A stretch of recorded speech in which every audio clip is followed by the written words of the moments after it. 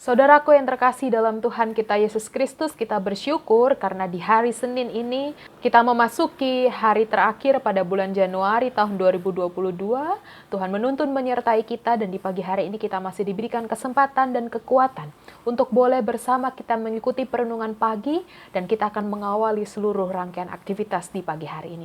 Oleh sebab itu saudaraku, mari sebelumnya kita satu dalam doa. Kami mengucap syukur atas berkat Tuhan yang tak henti-hentinya boleh hadir dalam kehidupan kami. Dari mana kami tadi malam boleh beristirahat malam, kami disertai, dibimbing, diberkati Tuhan, sehingga di pagi hari ini Tuhan masih menyatakan kasih Tuhan. Tuhan memberikan kami kekuatan, Tuhan memberikan kami perlindungan Tuhan, sehingga di pagi hari ini ada kesempatan baru yang Tuhan berikan bagi kami. Terima kasih Tuhan, saat ini kami sebagai anak-anak Tuhan datang dalam perenungan pagi. Tuhan kuasai hati dan pikiran kami, sehingga kami boleh dimengertikan, memahami kekayaan firman Tuhan. Dan ketika kami sudah boleh merenungkannya, kami melakukannya dalam kehidupan kami lepas hari.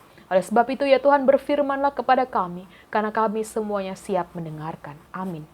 Saudaraku, pembacaan Alkitab kita di pagi hari ini terambil dari Lukas pasal 10, ayatnya yang ke-17 hingga ayat yang ke-20. Lukas pasal 10, ayat yang ke-17 hingga ayat 20, demikianlah firman Tuhan. Kemudian ke-70 murid itu kembali dengan gembira dan berkata, Tuhan, juga setan-setan takluk kepada kami demi namamu. Lalu kata Yesus kepada mereka, Aku melihat iblis jatuh seperti kilat dari langit. Sesungguhnya, Aku telah memberikan kuasa kepada kamu untuk menginjak ular dan kalajengking, dan kuasa untuk menahan kekuatan musuh, sehingga tidak ada yang akan membahayakan kamu. Namun demikian, janganlah bersukacita karena roh-roh itu takluk kepadamu, tapi bersukacitalah karena namamu ada terdaftar di surga. Demikianlah pembacaan Alkitab kita di pagi hari ini. Berbahagialah kita yang tidak hanya mendengar, membaca, tapi juga melakukan firman Tuhan dalam kehidupan kita sehari-hari. Saudaraku yang terkasih oleh Tuhan, salam sejahtera Kristus untuk kita semua. Di pagi hari ini saya percaya ada semangat baru yang Tuhan berikan sehingga kita tetap dalam keadaan sukacita. Meski ada banyak masalah, meski ada banyak pergumulan, meski kita dalam kelemahan tubuh. Tapi kalau kita boleh mengikuti perenungan pagi dan masih diberikan kesempatan di pagi hari ini, itu tandanya kekuatan masih Tuhan berikan kepada kita. Ya, Bapak Ibu Saudaraku, mengawali perenungan kita di pagi hari ini, izinkan saya berbagi pengalaman ketika saya semasa perkuliahan mengikuti kepanitiaan Natal. Ya, dalam pengertian Natal dimanapun saya berada, dan juga mungkin Bapak Ibu Saudaraku pernah mengikuti kepanitiaan Natal, pasti akan ditunjuk dan akan dimasukkan dalam si masing-masing. Ada si acara, si dekorasi, transportasi, ada yang sebagai ketua, wakil, bendahara, sekretaris, dan lain sebagainya. Ketika kita ada dalam sebuah kepanitiaan untuk sebuah acara, saya ambil contoh dalam kejadian saya adalah acara Natal. Untuk memperingati hari Natal, di mana kita saling berunding, di mana kita saling berdiskusi akan hal apapun yang akan diberikan, pelayanan apapun yang akan terjadi, baik si acara, baik bagaimana teknisnya, baik bagaimana konsumsinya mungkin juga, dan juga dekorasi apa yang hendak dibuat, kita sama-sama berunding, kita sama-sama menyatukan itu dalam sebuah rapat, begitu Bapak Ibu Saudaraku. Nah, ketika saya ditunjuk sebagai si acara bersama dengan teman-teman, kita menyaksikan semuanya, kita melakukan semuanya, mempersiapkan semuanya, dan puji Tuhan pada hari hanya itu boleh berjalan dengan lancar. Tidak ada masalah, meski ada hambatan teknis gitu ya dalam acara. Nah, setelah acara selesai, kemudian dilanjutkan oleh evaluasi. Semua rekan-rekan panitia hadir dalam evaluasi tersebut. Nah, saya yakin juga ketika Bapak Ibu Saudara mengikuti kepanitiaan juga pasti ada evaluasi. Fungsinya bagaimana kita mau melihat, mengevaluasi dari apa yang sudah kita rencanakan dan kita kerjakan. Ketika memang itu ada hambatan, masalah, ada persoalan, bisa diperbaiki, bisa menjadi masukan untuk kepanitiaan selanjutnya.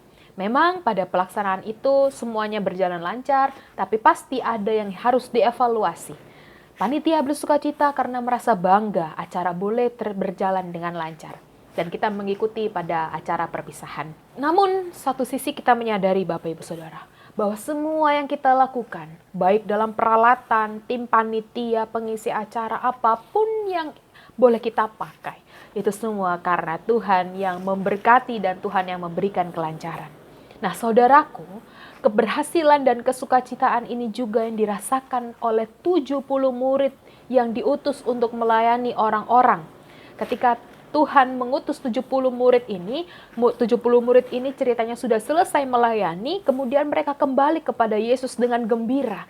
Mereka kembali kepada Yesus dengan sukacita. Sebelum mereka pergi, karena Tuhan terlebih dahulu telah mengingatkan mereka bahwa mereka akan menghadapi kondisi menakutkan, ibarat seperti domba yang berada di tengah-tengah serigala. Meski tugas yang dibebankan kepada mereka sangat berat dan banyak, tetapi mereka berhasil untuk berbagi mujizat. Nah, mengapa demikian saudaraku? Itu semua karena Tuhan Yesus sudah terlebih dahulu memperlengkapi mereka dengan kuasa menyembuhkan penyakit, dengan kuasa mengalahkan setan-setan. Itu kita bisa baca di ayat yang ke-17. Tuhan sudah terlebih dahulu memperlengkapi mereka dengan kuasa tersebut. Jadi bukan karena mereka memiliki kuasa tersebut, tapi Tuhan yang memberi, Tuhan yang meyakinkan, Tuhan yang memberikan kuasa tersebut.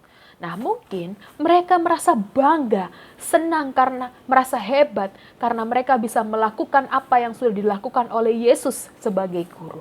Atau mereka juga dapat diperkenankan Allah, sehingga mereka mampu melakukan mujizat-mujizat.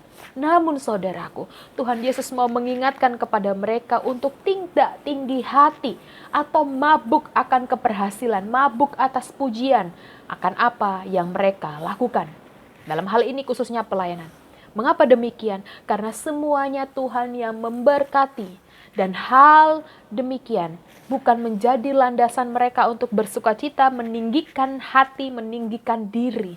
Menurut Yesus, sukacita yang terbesar seharusnya karena nama mereka sudah tercatat di surga karena dirinya telah diselamatkan.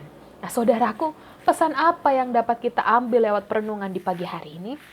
Nah, ketika kita ada dalam perasaan sukacita, kita mengalami keberhasilan, tetaplah ingat bahwa semuanya itu boleh terlaksana karena Tuhan yang menyertai, Tuhan yang memberikan kekuatan, kuasa kepada kita untuk kita dapat melakukan, menyelesaikan segala sesuatunya. Mari kita lihat dari hal yang paling sederhana. Apapun itu Bapak Ibu Saudaraku, seperti contoh tadi di awal ketika kita masuk dalam kepanitiaan, acara kita boleh selesai. Itu juga karena turut ada campur tangan Tuhan di dalamnya. Oleh sebab itu kita diperkenankan untuk melakukan tugas tanggung jawab kita, bagian kita. Jadi intinya kita tidak meninggikan diri atas keberhasilan yang diinginkan. Kita mau menilai kembali pelayanan kita dalam pekerjaan, dalam bisnis, keluarga, pelayanan kita juga di gereja. Untuk apa kita mau menilai kembali, mengevaluasi pelayanan kita, agar kita memperbaharui pelayanan kita menjadi lebih baik lagi, bahkan dalam ranah untuk tidak saling menyombongkan diri. Kehebatan, kekuatan, kecerdasan, ketangkapan kita semua Tuhan yang berikan. Kita hanyalah sarana untuk meneruskan itu saja Bapak Ibu Saudaraku. Inilah sebabnya kita harus menilai kembali pelayanan. Kalau memang ada kesalahan, kegagalan dalam hidup, bukan berarti Tuhan tidak memberikan kesempatan, bukan berarti Tuhan tidak memberikan berkatnya. Tapi saudaraku, ini artinya karena Tuhan kita ingin agar kita terus mencoba. Try again, tidak puas dengan apapun yang diterima. Tuhan ingin kita menikmati setiap proses hidup karena Tuhan beserta di dalamnya. Pengampunan Tuhan Yesus di kayu salib hendaklah memotivasi kita, memberikan sukacita yang luar biasa bagi kita untuk kita teruskan dalam pelayanan keseharian kita.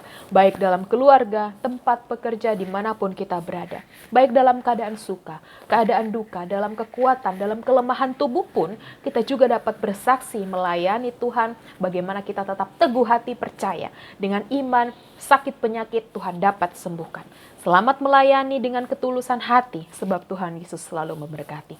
Mari bersama kita satu dalam doa. Tuhan Yesus yang bertahta dalam kerajaan sorga, kami mengucap syukur atas kasih dan kemurahan Tuhan yang boleh setiap hari kami rasakan. Dan di pagi hari ini kami mendapatkan kemurahan Tuhan tersebut lewat nafas kehidupan. Biarlah berkat ini mampu menjadikan kami untuk kami melakukan kehidupan kami sehari-hari dengan penuh semangat, dengan penuh sukacita dan rasa syukur. Sebab siapakah kami tanpa Tuhan? Karena Tuhanlah sendiri yang memberikan kehidupan dan memberikan kesempatan bagi kami. Terima kasih ya Allah Bapa dalam kerajaan surga. Kami siap untuk melanjutkan aktivitas kami di sepanjang hari ini karena kami percaya Tuhan akan menyertai, memberkati, melindungi kami. Sehingga kami tetap aman, diberkati, disertai oleh Tuhan. Kami yang dalam pergumulan, kami yang dalam sakit penyakit, Tuhan berikan kekuatan. Kami percaya Tuhan tidak akan meninggalkan kami sendiri, tapi Tuhan akan menopang dan menyertai kami. Terima kasih Tuhan, sepanjang hari ini kami mau serahkan ke dalam tangan Tuhan. Dalam nama Tuhan kami Yesus Kristus, kami berdoa dan mengucap syukur. Amin.